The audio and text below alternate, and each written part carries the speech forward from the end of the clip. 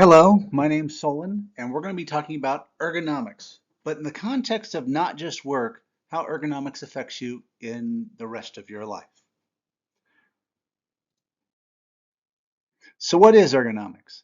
The science of designing, arranging, and adjusting job tasks, tools, and equipment to fit within your physical capabilities and limitations is a definition, but it's blurry.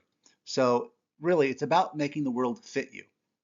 Also, is it a science or an art? It's a little bit of both. We as ergonomic professionals have to see what's in front of us and apply general principles as well as the peculiarities of who you are. So, why doesn't everything fit everyone? Well, people come in different shapes and sizes. We got tall folks, we got short folks, we got wide folks, skinny folks. We got folks with longer legs than other people. Our height isn't all carried in the same places. We have different thicknesses in different parts of our bodies. It's the same reason the same shoe doesn't fit everybody. We come in different shapes and sizes. Also, people have different physical capabilities and limitations. So I can't just say this is going to work for everyone.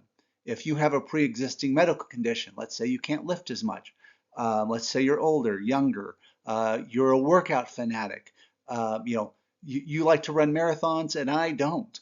Um, not everyone can do the same thing the same way. It's not that we can't get the job done, but we're going to have to make it fit us.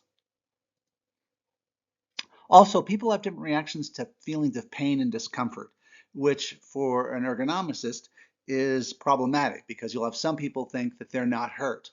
And they'll say, no, I'm feeling fine, when they're not feeling fine because they just learn to live with a level of pain and discomfort. Whereas other people will tell you that every day something's wrong. So we have to try and figure out, what is someone really telling us? Are they really saying they're hurt, or are they really, just going through the normal parts of life? Um, there are several injury types we like to talk about. Repetitive motion injuries or cumulative trauma disorders are injuries that don't occur in one moment. They're gradual, they're cumulative over time, they're chronic. It's from doing something for 2 months. It's not for something for doing one lift. When you have a single incident-based injury, it's called an acute injury. So repetitive motion injury and cumulative trauma disorders are something that sneak up on you, whereas an acute injury, you usually know you got hurt. So now I'm going to talk about risk factors. Risk factors are the pieces of an activity that can increase your chances of injury. The key to safe work is thinking, pre-planning the task, and actually considering the risk factors of a job so you can minimize your chances of getting hurt. So let's talk about some risk factors. Repetitious work, doing the same movement continuously without adequate recovery time. Things like gardening, baking, cleaning, playing an instrument, electronic games, collating and sorting papers, even fishing, manual material handling activities, typing, mousing. There's a long list of repetitious tasks that we do at work and at home, and those can increase our chances of injury if we don't take any breaks. Our body needs time to recover. We just can't do the same thing over and over again and not get hurt. Another type of risk factor, awkward postures and positions, which is working in any manner that places increased demands on part of your body. So, as an example, right now, take your hand and arm and put it flat to the floor. Fingers and everything. Everything's flat to the floor. Now bend your wrist up and have your fingers point to the ceiling. Do you feel how your forearm and wrist are starting to feel tight as those muscles contract completely? Okay, stop doing that. That's not comfortable. Um, that's what an awkward posture or position does. It puts loads on muscles, which will tire. We want loads to be on the bones, on our spinal column, going straight up and down, because the spine can hold us up for a long time. Muscles, when you are activated to hold up a weight, they fatigue, they get tired. So bent wrist is an obvious one. And I'll see bent wrist when I see someone typing in a poor posture. Um, Performing tasks without stretched arms. If you put your arms out in front of you, you'll see that your shoulders start to get tired, your lower back starts to get tired, your neck might start to get tired. Prolonged holding of a single body position can become an awkward posture or position as your muscles fatigue because you're going to tend to compensate. I'll talk about that in a bit. Long reaches for materials, again, shoulders, low back. Stooping, bent over work. If you're working towards the floor, you're going to start feeling your neck and back have issues. Another risk factor, forceful exertions, placing excessive loads on muscles, tendons, ligaments, and joints. Um, so there are some that are obvious. Lifting is an obvious forceful exertion. Pushing and pulling can be obvious. There are things that are not obvious. Um, Small, narrow tool handles are not obvious forceful exertion. So you take a screwdriver, it's a tiny screwdriver, you're trying to get a screw out, and it's just, you have to grip it really hard on that tiny handle. Um, if you had a bigger handle, you'd be able to exert more force, more torque, and it wouldn't be so hard. Um, if you've ever used a stylus versus a large comfort grip pen or tweezers, you'll notice that you just don't quite get the force with tweezers that you really can exert because it's a small tool and you don't get to use all your muscles, to really help with that task. So there's lots of examples over there on forceful exertions that aren't obvious. We just need to realize it. Uh, when we're gripping really hard or pushing really hard, our muscles are doing lots of work. This could be a problem.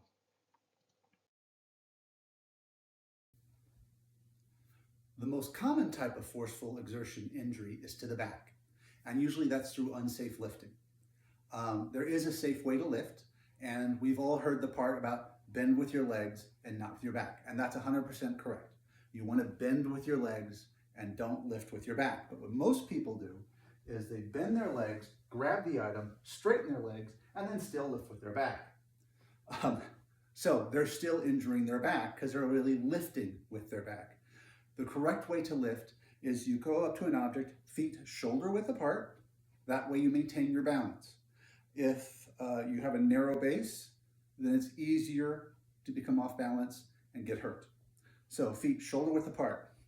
Once your feet are shoulder width apart, bend with your legs. That's correct. But look up. If you look up, you can't use your back to lift.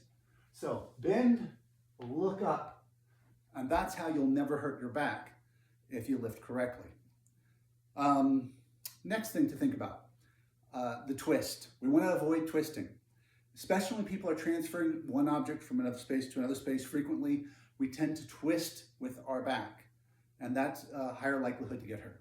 So we don't want to reach out. You see the extension on the back, and then reach over, extension on the back. It's harder work. It's a longer lever arm.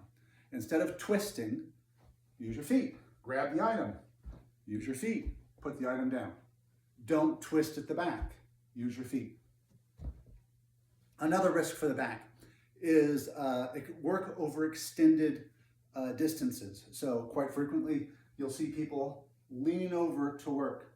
Can you see there's extra load on the back? Your back's gonna get tired. It can get hurt. Bring the stuff closer to you where possible, or scoot closer to it. The hard part is throughout the day, we'll lose track of paying attention to where things are, and we'll start doing this more and more. We'll move our chair away from a desk and we won't slide it all the way back. You need to constantly pay attention to minimize the workload you're doing on your body so you can work longer. The most common type of forceful exertion injury is to the back, and usually that's through unsafe lifting. There is a safe way to lift, and we've all heard the part about bend with your legs and not with your back, and that's 100% correct. You want to bend with your legs and don't lift with your back. But what most people do is they bend their legs, grab the item, straighten their legs, and then still lift with their back. So they're still injuring their back because they're really lifting with their back. The correct way to lift is you go up to an object, feet shoulder width apart. That way you maintain your balance. If you have a narrow base, then it's easier to become off balance and get hurt. So feet shoulder width apart. Once your feet are shoulder width apart, bend with your legs. That's correct. But look up. If you look up, you can't use your back to lift. So bend, look up. And that's how you'll never hurt your back if you lift correctly. Next thing to think about, the twist. We want to avoid twisting, especially when people are transferring one object from another space to another space frequently. We tend to twist with our back, and that's a higher likelihood to get hurt. So we don't want to reach out. You see the extension on the back, and then reach over, extension on the back. It's harder work. It's a longer lever arm. Instead of twisting, use your feet. Grab the item. Use your feet. Put the item down. Don't twist at the back. Use your feet. Another risk for the back is work over extended distances. So quite frequently, you'll see people leaning over to work. Can you see there's extra load on the back? Your back is going to get tired. It can get hurt. Bring the stuff closer to you where possible, or scoot closer to it. The hard part is throughout the day, we'll lose track of paying attention to where things are, and we'll start doing this more and more. We'll move our chair away from a desk and we won't slide it all the way back. You need to constantly pay attention to minimize the workload you're doing on your body so you can work longer. Another risk factor, contact stresses. Putting pressure on soft tissues of your body caused by external surfaces. The classic example is pressing your arms or hands against a sharp edge or hard work surface like a desk. I'll see people with the corner of their desk pushing into their forearm.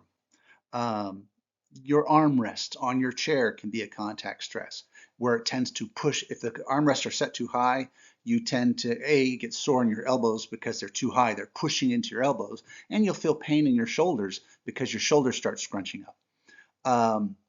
Using tools that press into the base of your palm, like a screwdriver.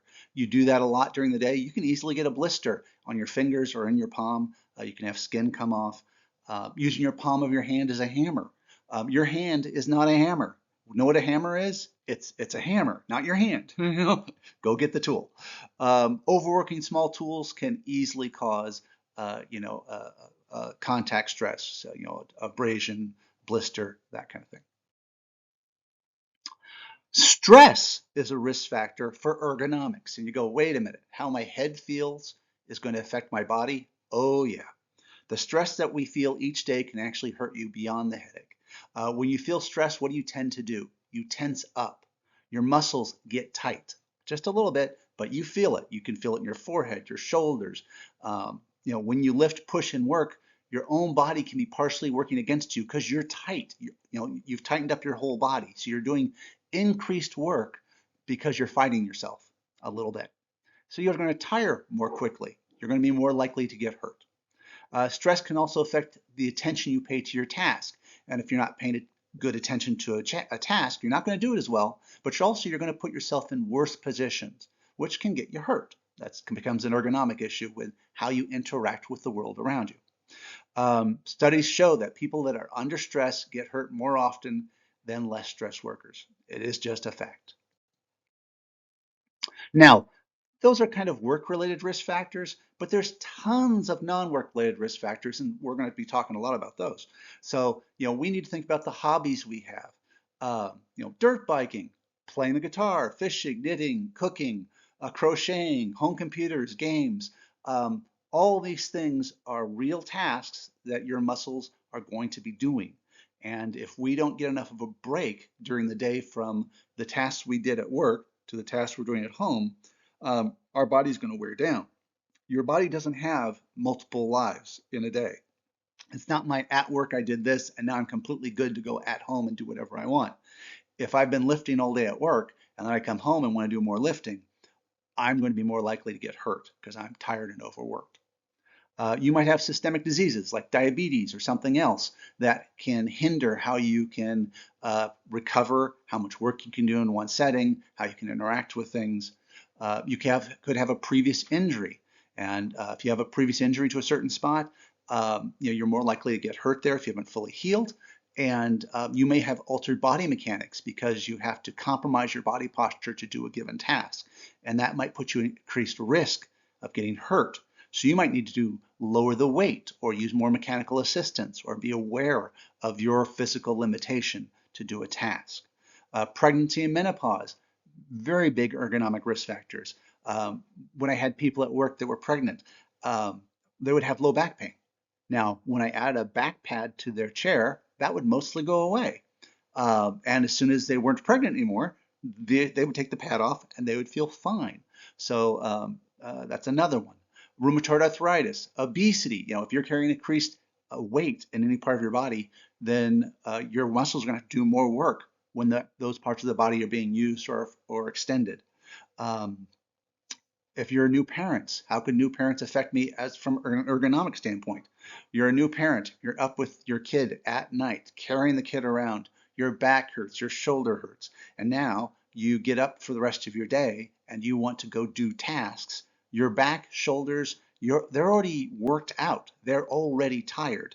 You're not going to be able to do a full work day of any task because you've already done a marathon during the night. So yeah, you've tons of non-work related risk factors. These are just a short list, but they can change the amount of work we can do because of our personal lives. All right, here's some examples. We've already talked about bent wrist. You can see the increased tension in that forearm to wrist where the forearm is fully contracted on one side and fully extended on the other. And anytime we're at full range of extension or contraction, that is more work for the body. It doesn't like doing that for very long. The middle picture, can you see how her forearms and arms are fully extended? How her shoulders are holding up that weight and they're going to get tired more quickly. Her lower back is holding up that whole upper area and it's going to get tired more quickly. And sometimes your neck can get involved there too, and that can become tired. The gentleman at the bottom, see how he's looking down at his keyboard? Is the spine upright and holding like a column? No. The muscles of the back and neck are what's holding that heavy head up. They are going to get tired, and he can eventually get hurt that way. All right, some more pictures to look at. The gentleman in the upper left, do you see how his arms are extended? He's driving. Well, the good news is he can distribute the load over his hands grip of the wheel so that his shoulders don't get tired as quickly. But you can still see he's doing work. So even driving, not abnormal for your shoulders to neck to feel a little tired. That's why people start changing their posture on the wheel.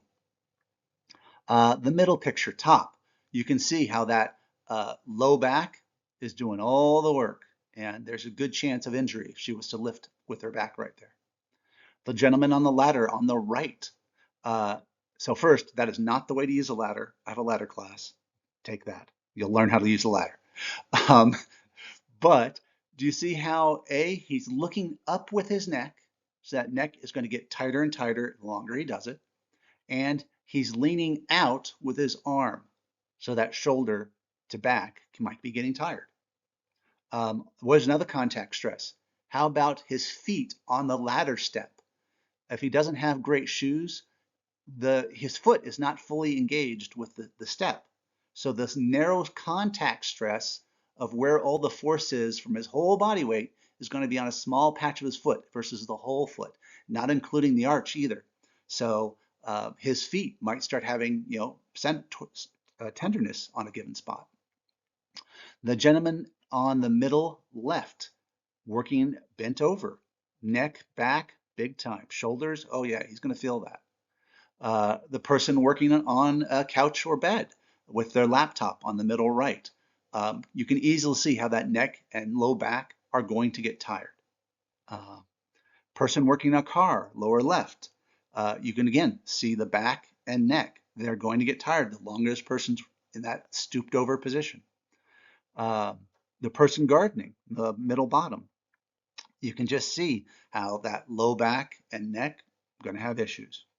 The person on the lower right, stooped over on the floor. Yeah, low back and neck are obvious, but can you see how if they go to their knees, how their knees are going to have a contact stress on the floor? How their hands can have a contact stress on the floor the longer they're there?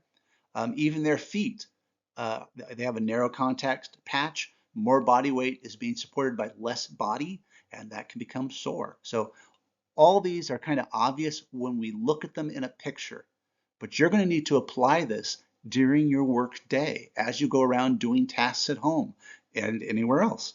Um, well, something's sore. Why is it sore? It's probably something I'm doing. Now, one of the keys to handling ergonomic injuries is early recognition. We want to know when we're hurt early so it doesn't get worse. When we keep doing something that's hurting us, we're not going to be getting better. We're going to get worse. So we need to recognize the symptoms of injury and act on it when we feel it. We don't want to self-medicate and hope that we'll get better. Pain relievers do not fix anything. When I was much younger, I was lifting weights. I hurt my back. I used some pain relievers. They worked really well. And for a week, I kept working out because I wasn't in pain. Injury's gone. I stopped using the pain relievers and I was much worse off. So pain relievers just mask pain. They don't heal you.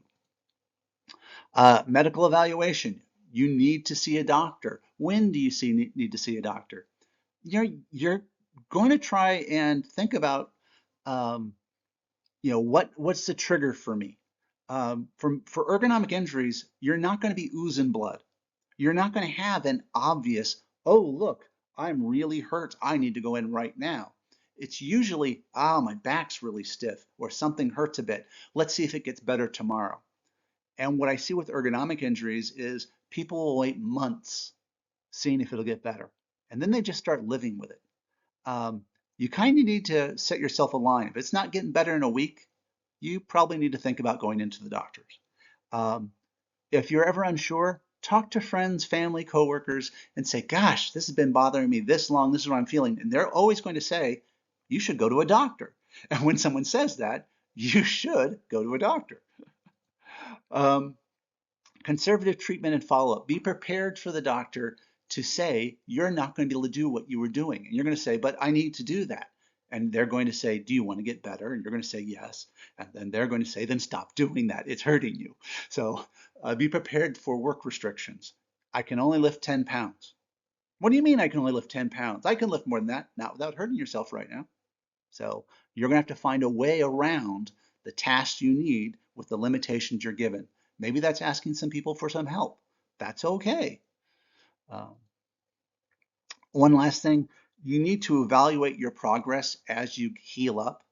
If the doctor is giving you work restrictions and you're not getting better, that's something that they need to know because they might change their work restrictions to be more restrictive.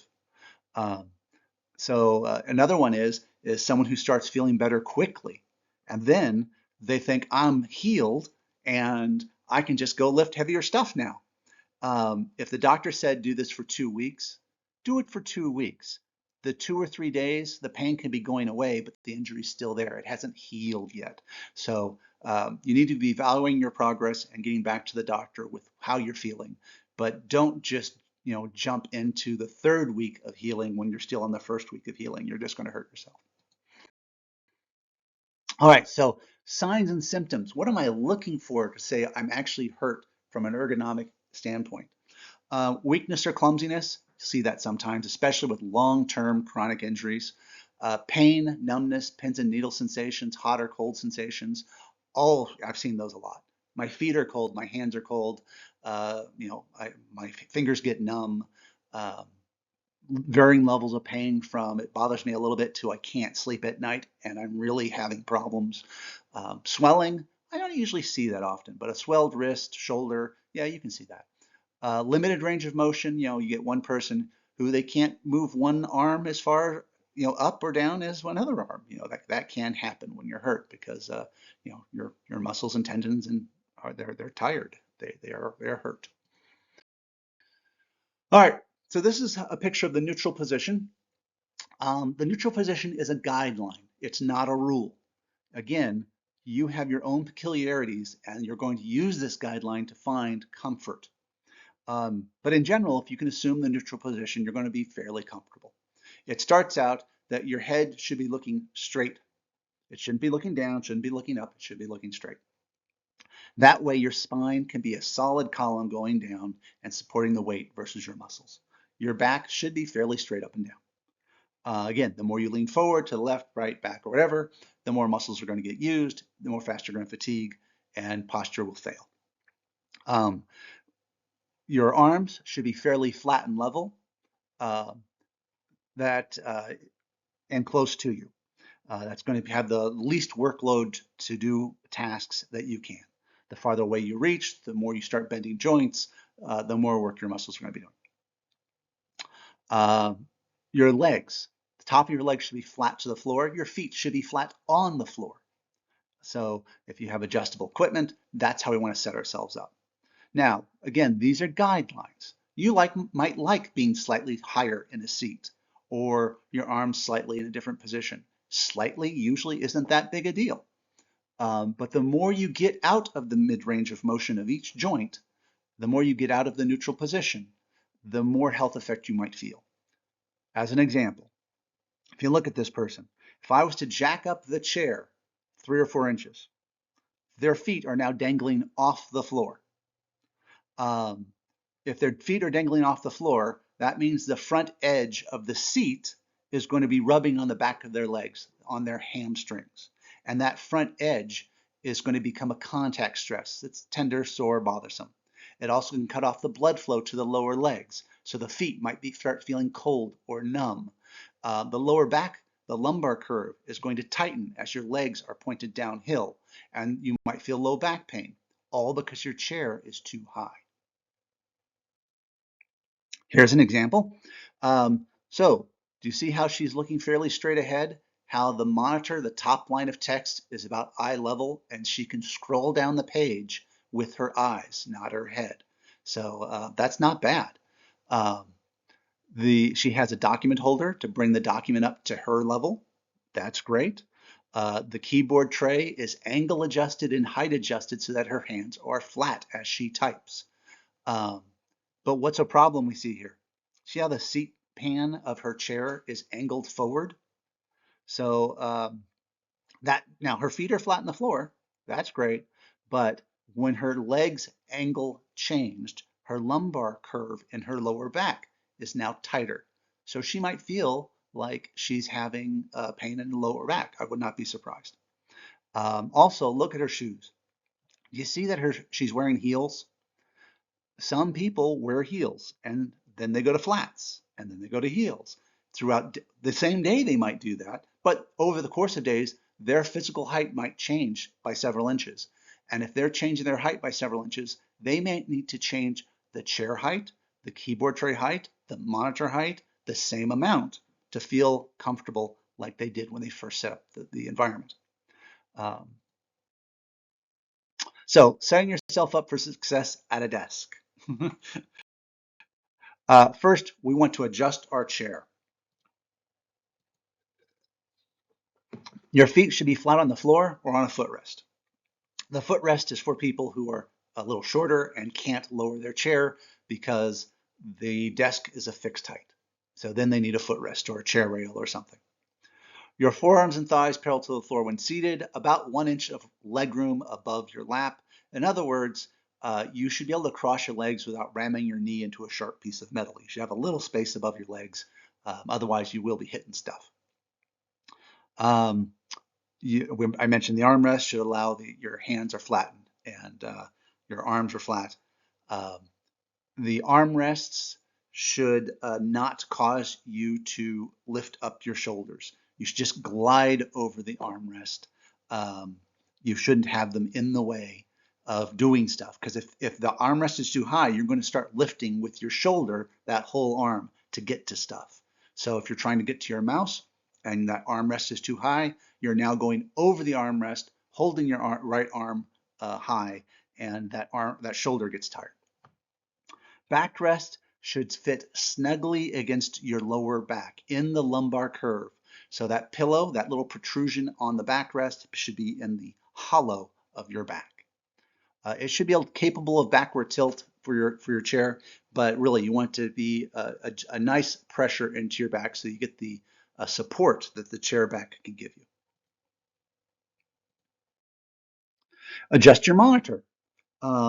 The screen height should the top line of text should be at or slightly below eye level. That's the top line of text. The problem is bifocal wearers. If you're a bifocal wearer, often the reading lens for a computer distance is the lower lens, which means people frequently are looking up to look through that lower lens, which means their neck starts bothering them. So for people that wear bifocals while using a computer, we need to lower the monitor. The screen distance to your monitor should be about 18 to 30 inches from your face. If it's much closer or much farther, it's time to go to the eye doctor. You're having issues. Adjust your keyboard. You should be centered on the tool you're using. And this goes for everything. If you're using a screwdriver, the screwdriver should be, you should center on it.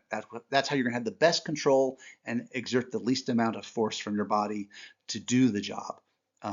So for a keyboard, if I'm just typing, I'm going to have my navel centered on the space bar because I'm typing. If I'm mousing and typing, then I'm going to actually position myself a little bit off the space bar to the right or left, depending on whether I'm left or right-handed, because I'm using two separate tools. If I'm using the 10 key on a keyboard, again, I'm not going to center right on the space bar. I'm going to be slightly off to be centered on between the tools I'm actually using. Avoid resting your wrists and forearms on hard edges. Wrist rests are to rest on. They're not to work on. They should not be pressing in to your wrist. Have you ever seen a piano player have wrist rests? No, they glide over the keyboard and that way they can play. If you plant your wrists in a wrist rest that's nice and soft and gel and all supportive, you're going to limit the range of motion of your arms and you're going to start doing more work from the wrist. And that's not good for you. You can actually get a chronic injury from doing that and a contact injury from doing that.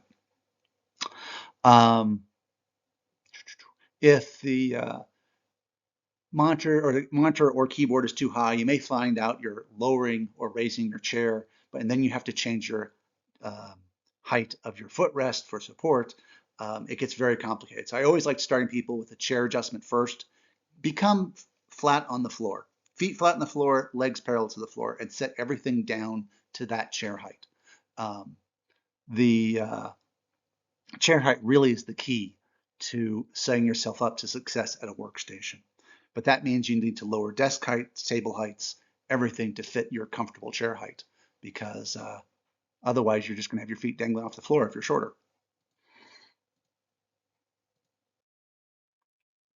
Adjust your workstation props around you after you've adjusted your chair height and set your desk height. Your mouse should not be a mile away on a higher level. It should be close and adjacent to that keyboard. If you use a phone a lot, get a headset or some other speaker option that you're not actually holding a phone or that kind of thing for long periods of time. The things you use the most at your workstation should generally be within arm's reach, and there should be nothing in the way of you getting to them. If you use something very rarely, don't put it close to you. Put it on a bookshelf, put it far away at the back of the desk. Don't have it in the way of things you use often. Otherwise, you're going to be working over those items, and that's going to cause more muscle work.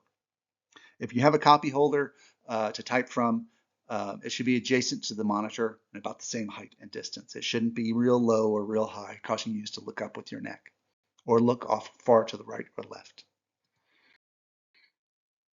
You may need to adjust your lighting in a work area. If there's glare on a screen, I've seen people start moving the monitor or moving their chair trying to get the glare off. We really want to adjust where the light source is coming from. You can change the tilt or swivel position of the monitor, but when you adjust the tilt of the monitor, you're changing the depth at which you're reading, and your eyes have to do a little bit more work to read down the page. So you could use a dimmer switch to adjust overhead lights so the glare isn't so bad. You could adjust the contrast brightness of your monitor settings to help with glare. You could clean your monitor to help with glare. You could use an anti-glare screen. You could, if the glare is from a window, curtains, blinds, dimming screens that go across the window. If the glare is from a light above you, you can actually put in anti-glare screens across light fixtures. Classic is fluorescent fixtures, but or you can change the bulbs out to be something that's not going to glare so much. Maybe it's directional lighting. You can turn the directional lighting. Um, don't compromise your ergonomics for something else we can actually fix. We always want to fix stuff first. If you, after you do all this, you have continued eye strain, you may want to consult a vision specialist. You may have a medical issue too.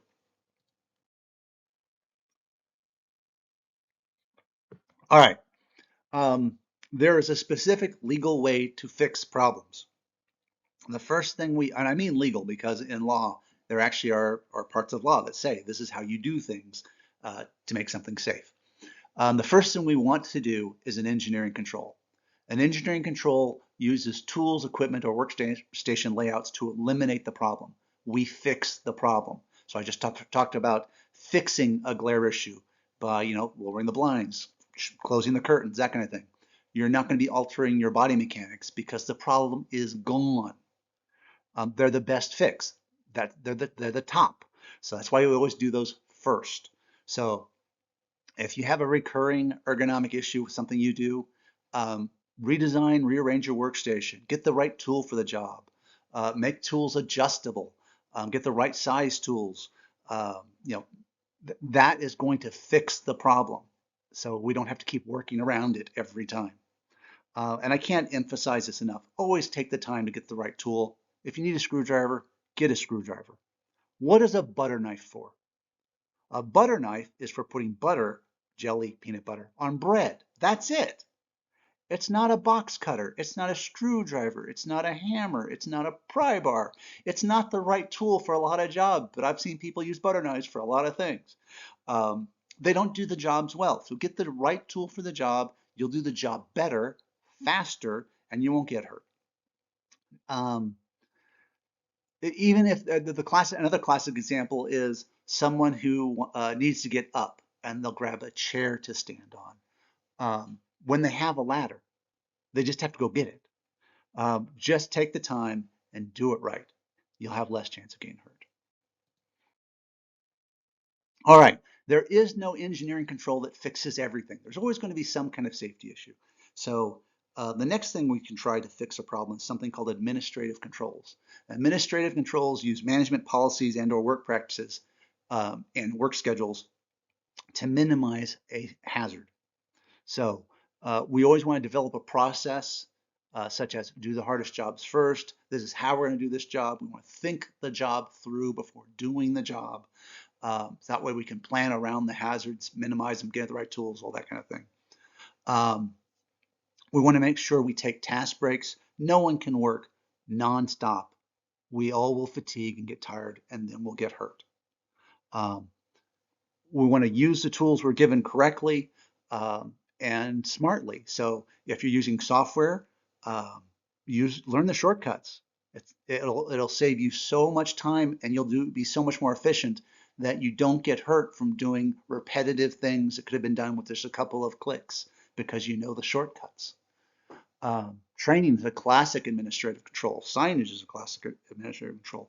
We're not going to get hurt because we are aware of the problem, and now we can work around that problem and handle it appropriately. The buddy system is a great administrative control. I can't emphasize this one enough because often when you're hurt, you don't realize it.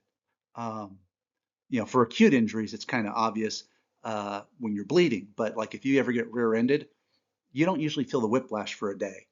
Sometimes people don't realize they're hurt. For heat stress injuries, people very frequently don't realize they're having a problem. Um, so as a good friend, good coworker, or family member, you see someone who's not looking right, you need to bring it up and say, no, you're not right. And actually say it. Um, one of the saddest stories I ever had was in a CPR class where a person told me that one of their coworkers didn't look right.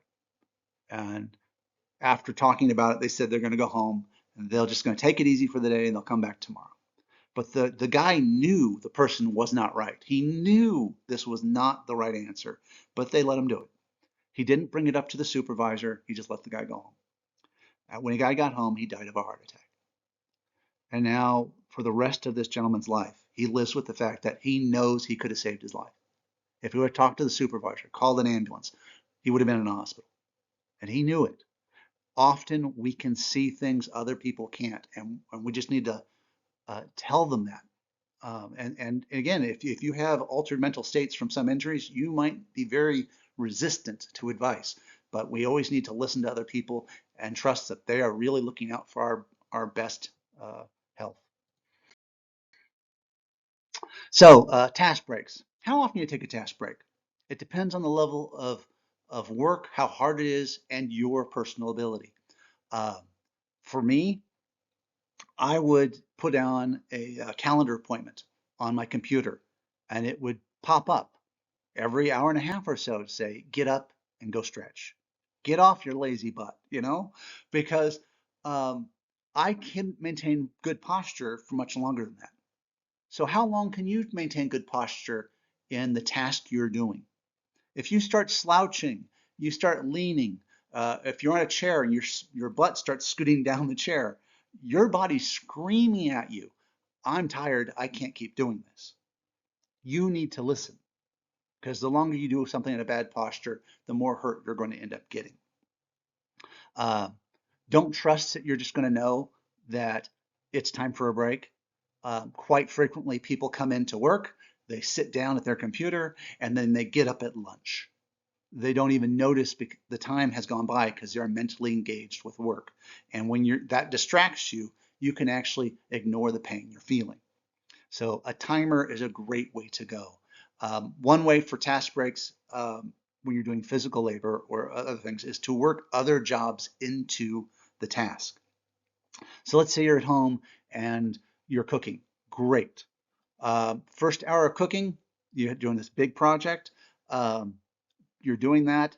Well, stop and go get the mail, or stop and go make a phone call, or work in all those other little chores into the big task, because those are actual breaks. And your muscles are going to go, that feels better. How long a break you need from a task depends on how hard the work are and depends on how you are. Um, you may feel that getting up and going to get a drink of water is completely sufficient and you feel fresh and come back with great posture to do a task. Or if the task has been, really tiring, you might need to stretch, walk, sit down for 10 minutes. You really might need a bigger break. So you're going to have to depend or determine what is sufficient for the length of break and the frequency of break on a given task. For recurring tasks, it's a lot easier. Just say, I'm always going to do this as a routine, and your routine will take care of you.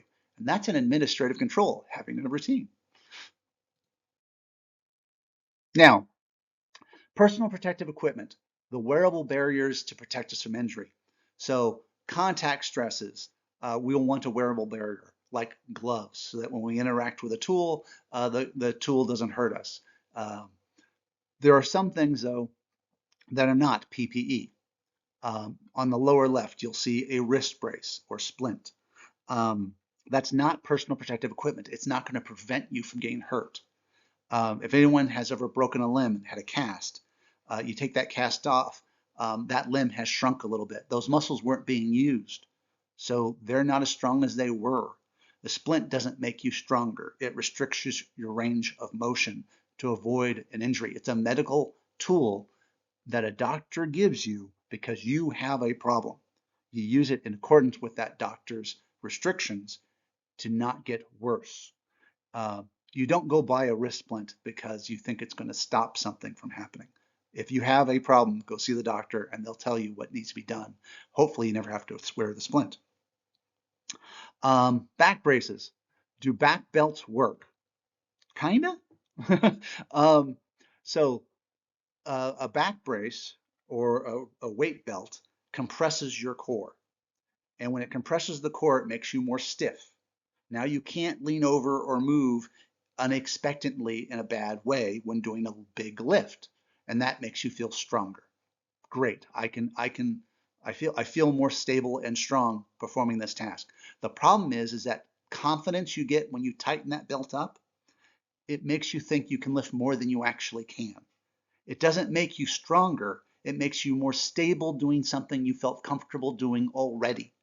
And so some companies used to issue back braces and belts like this, and they found that they didn't decrease the amount of injuries because people were overconfident and lifting things they shouldn't.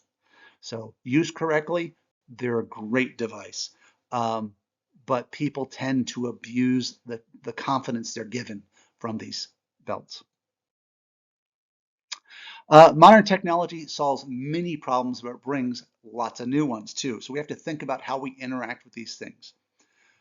You can get finger overuse with modern small screens and game controllers. And when these first came out, it was very funny because people were having thumb issues from all the time they're spending on these little screens. And no one had heard of this before. So yes, even those, like I said, those minor uh, uh, interactions with equipment, the smaller tools can cause physical problems ergonomically. You can also get hurt from neck and shoulder issues from looking down or lifting your arms from holding up the device. So you're assuming a posture and maintaining it that's awkward and weight bearing. Um, your muscles are going to get tired. You also can get blurry eyes with no breaks from screens.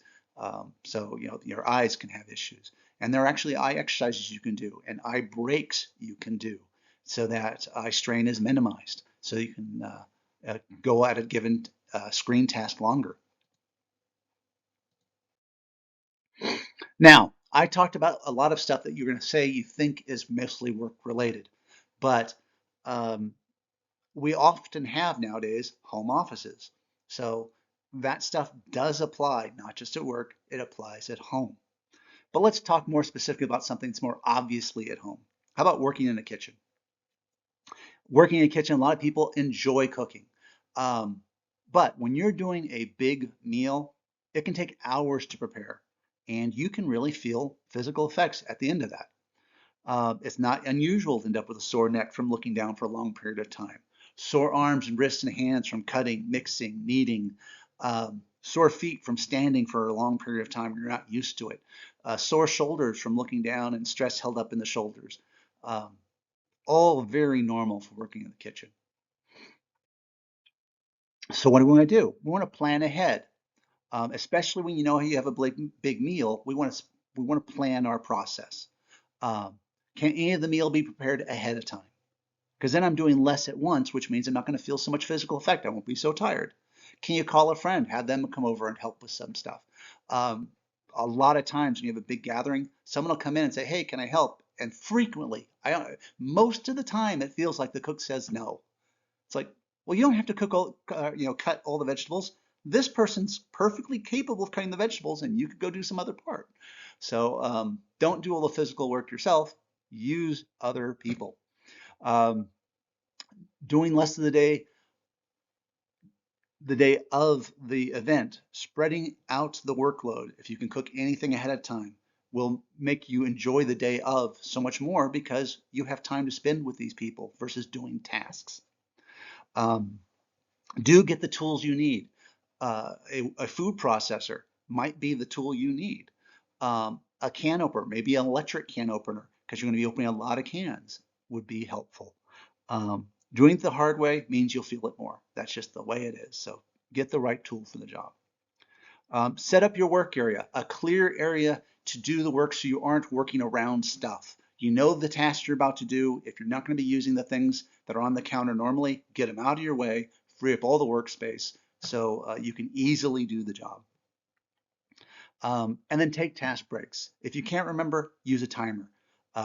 Or drink so much water you have to go to the bathroom frequently. Do something that reminds you that I need to stop doing what I'm doing every once in a while. You could even take a task break by sitting and doing some of the work. Do you have a stool? Maybe you can do some of the work while sitting on the stool. Um, I will cut up oranges for smoothies. So I'll take a bag of oranges and I will sit in my recliner and peel those oranges while sitting in a comfortable spot and put them in a bag and put them in the freezer after I'm done. I don't have to be cutting at a counter necessarily. How about working in the garden?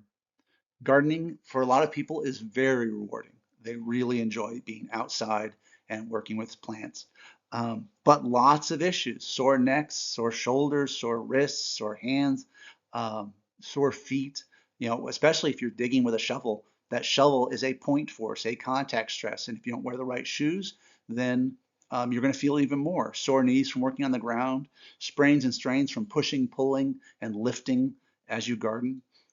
So what can we do? Plan ahead. Face it, some jobs are just too big for us to do. So you need to know when to call for help. I don't know if I can lift that, so I'm not going to try to lift it. You don't just try to lift something. How do I know if something's too heavy? Push it, kick it. If it doesn't move, it's too heavy. So you should try only lifting things you go, I got this. And if you're unsure, you test it. And if it feels like this could be too heavy, then it is too heavy.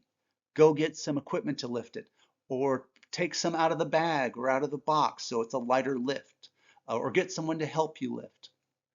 Uh, for gardening, usually there is no deadline, so you don't have to get it all done today. You can spread the work out over several days.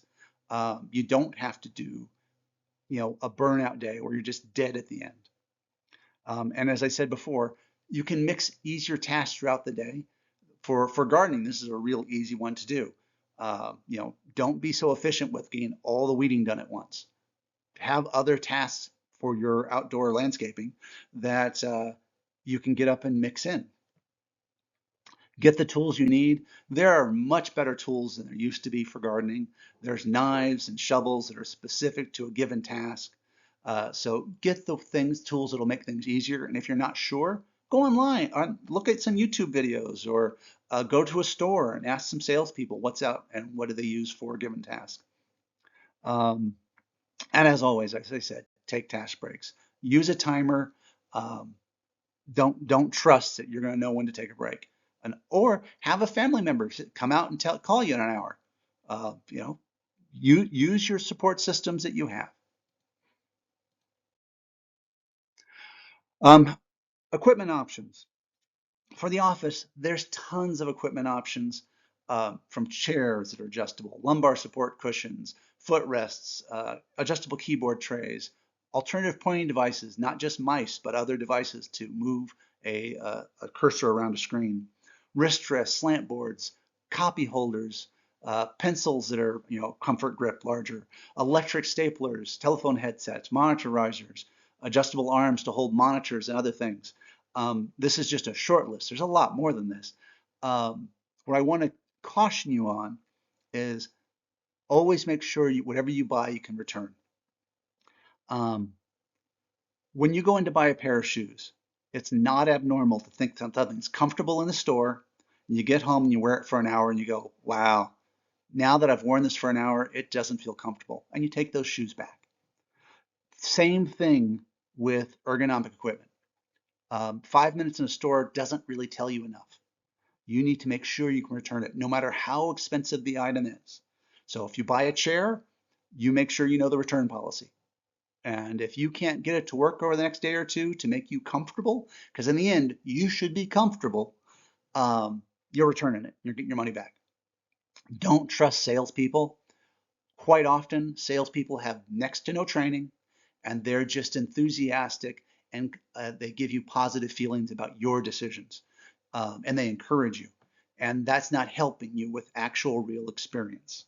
So you're the expert in your body. When you get home and try it, if it's not working, it's not working. Return it. How about working in the kitchen? What kind of equipment might you use in the kitchen? How about jar openers? There actually are different styles of jar openers, including electric ones. Electric can openers, if you have to open up a lot of cans, doing that little twisty turn for a can opener with your hand for a lot of cans is going to feel problematic in the wrist. Uh, Electric graters versus hand grating, anti-fatigue mats, good shoes, not just flats. Um, do you have a table, chair, stool combo that will let you take a load off your feet and assume a different posture? Um, the handle size of your utensils. Do they match your hand? Um, I'll talk about that more on another slide coming up. Gardening tool options. Lots of stuff for gardening. Wheelbarrows, carts. Do you have the right tool for the job? The right size tool for you and the job?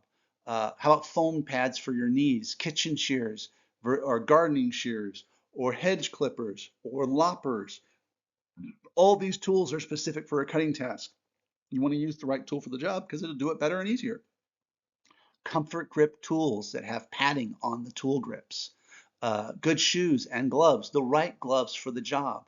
Some jobs you're going to need heavy work gloves because they're thicker and more protective, but they give you less dexterity. You can't interact with your tools as well. So maybe a thinner glove, a gardening glove, a mechanic's glove is going to be the right tool for some of the jobs that aren't so aggressive on your hands. How about a waterproof glove? You might want to double layer a glove. Um, when planning a job, go to the store, go online, see what's out there, make your life easier. A trencher is much easier than a shovel. And so renting equipment might be the right way to go. Um, my dad taught me very early that digging isn't fun because he never rented anything. He had us dig stuff by hand, and my back would hurt, and the trenches were never as deep as they should have been. So that meant years later, when we were trying to look for something or digging something, we would hit sprinkler lines because they weren't dug deep enough.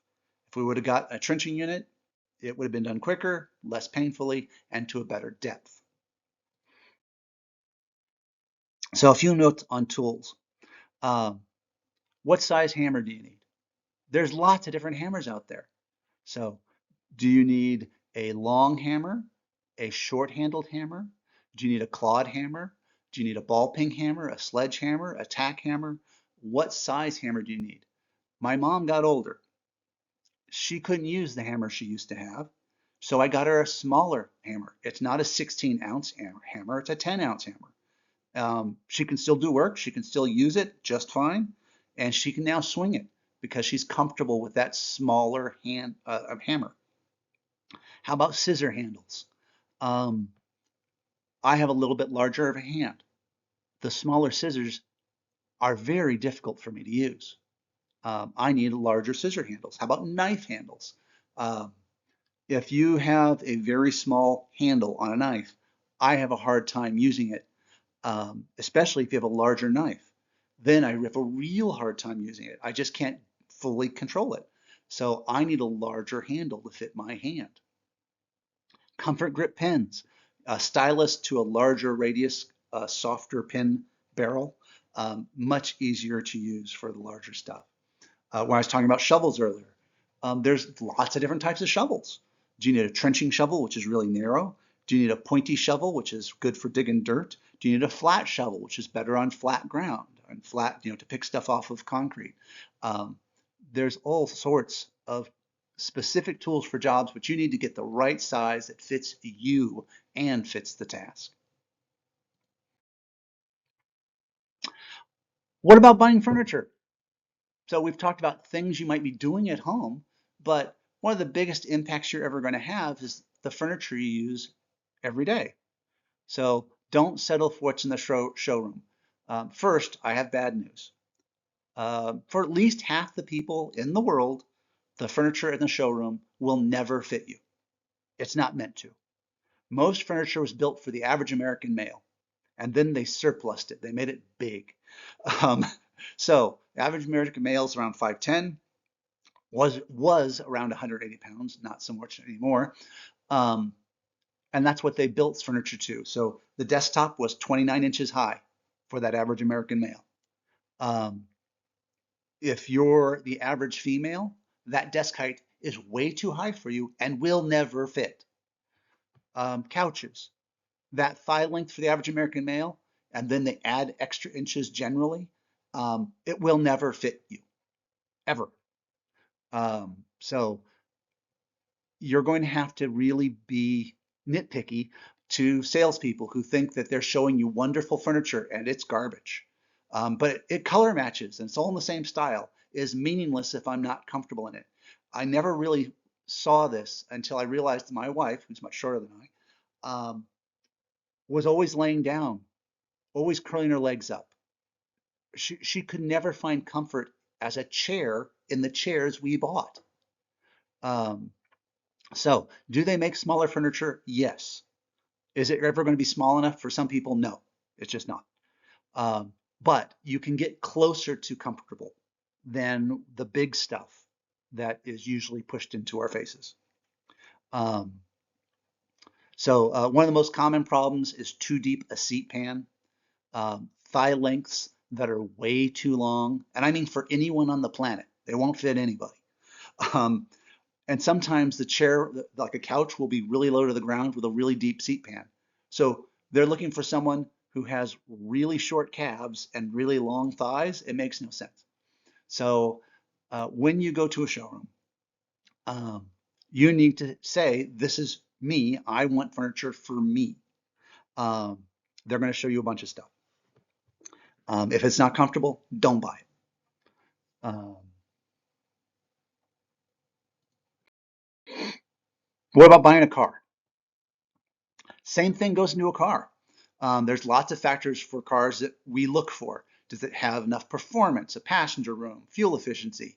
How does it look? All those things are important, but they should all be secondary to ergonomics.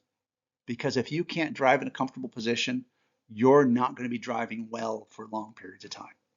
Um, we redesigned the garbage trucks when I was with an employer because the garbage trucks were designed by engineers and all the switches were in places that weren't good for someone driving. They put them in an unsafe position to interact with the controls.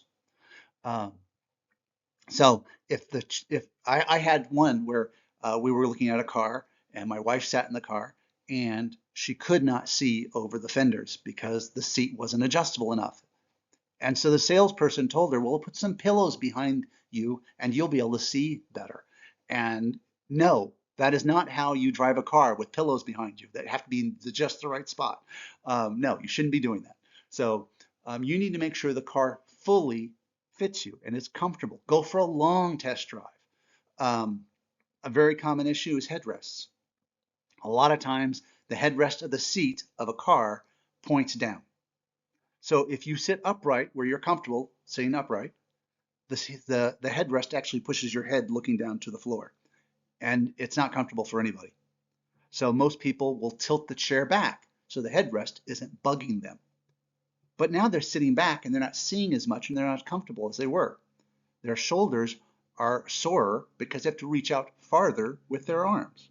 So, you really want to consider, how does the ergonomics of the car affect how I'm driving? Because if you're distracted and in pain, you're not going to be driving as well as you could be. You're more likely to have an accident and you'll be sore. All right. Well, hopefully I've opened up your eyes to how ergonomic principles can be applied not just at work, but at home and around the world as you go do stuff. For things you do a lot, spend more time thinking about the best way to do it and the best equipment to get. Set yourself up for success and jobs will be done faster, better, and you'll be happier. Have a great day.